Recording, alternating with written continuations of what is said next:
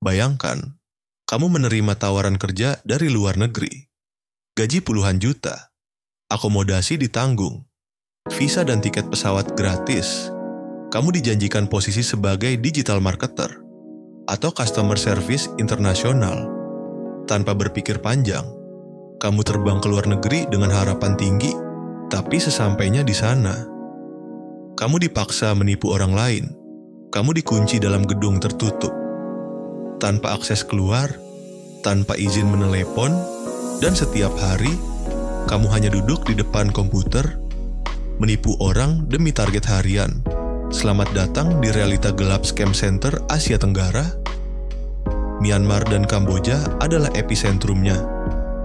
Dan ironisnya, pemerintah dari banyak negara termasuk Indonesia belum mampu menghentikannya. Halo Sobat Narasi, selamat datang di kanal ini, tempat kita membedah fakta yang jarang diungkap media utama.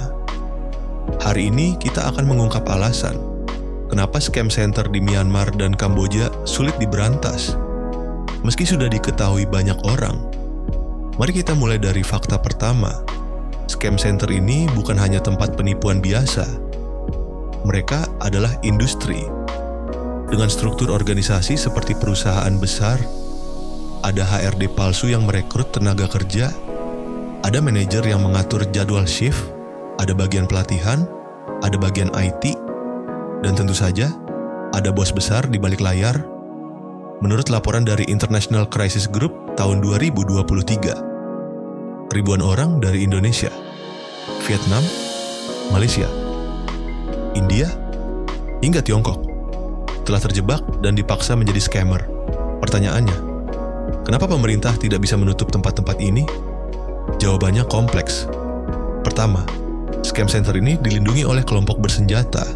Di Myanmar bagian utara, daerah seperti Swekoko dan Mayawadi dikuasai oleh kelompok milisi bersenjata.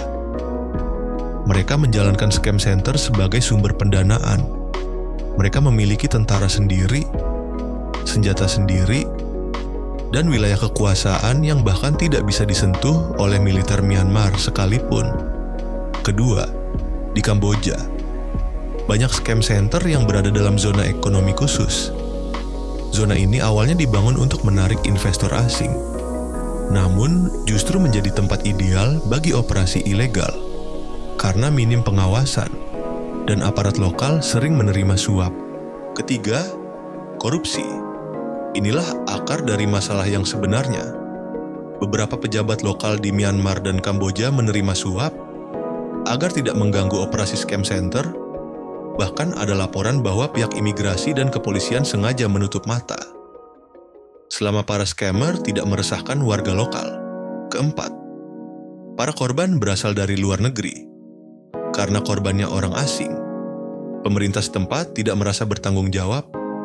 Bagi mereka, selama tidak ada warga negaranya yang dirugikan, mereka tidak peduli. Kelima, kurangnya kerjasama antar negara. Pemerintah Indonesia misalnya harus berkoordinasi dengan pemerintah Myanmar dan Kamboja untuk menyelamatkan WNI yang terjebak. Namun prosesnya lama, karena tidak semua negara punya hubungan diplomatik yang kuat, dan tidak semua negara punya kedutaan besar di lokasi dekat scam center. Keenam, ancaman terhadap jurnalis dan aktivis. Banyak media dan aktivis yang mencoba membongkar jaringan ini, tapi mereka justru diintimidasi, diusir, bahkan diancam oleh pihak militer atau mafia lokal. Beberapa jurnalis internasional seperti dari Vice, BBC, dan China Observer pernah merilis laporan eksklusif, namun diblokir di wilayah tertentu. Ketujuh, teknologi mereka sudah canggih. Scam center ini tidak menggunakan handphone biasa. Mereka memakai sistem otomatis, bot, AI, dan perangkat spoofing untuk menipu korban. Mereka tahu cara menjebol OTP, mengelabui sistem keamanan bank, dan menyamar menjadi customer service perusahaan ternama. Kedelapan, tidak semua korban mau bersuara karena mereka malu atau takut dianggap kriminal. Padahal mereka juga korban perdagangan manusia. Beberapa bahkan dipaksa menandatangani kontrak palsu agar tidak bisa melapor ke polisi. Lalu apa yang bisa kita lakukan? Pertama, sebarkan informasi ini sebanyak mungkin agar masyarakat Indonesia tidak mudah tertipu lowongan kerja palsu. Kedua, dorong pemerintah untuk memperkuat kerjasama dengan ASEAN agar bisa melakukan operasi bersama lintas negara. Ketiga, desak platform digital dan perbankan untuk memperketat sistem verifikasi.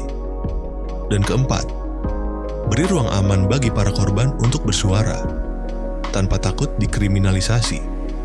Sobat Narasi, scam center bukan hanya masalah kriminal, ini adalah tragedi kemanusiaan.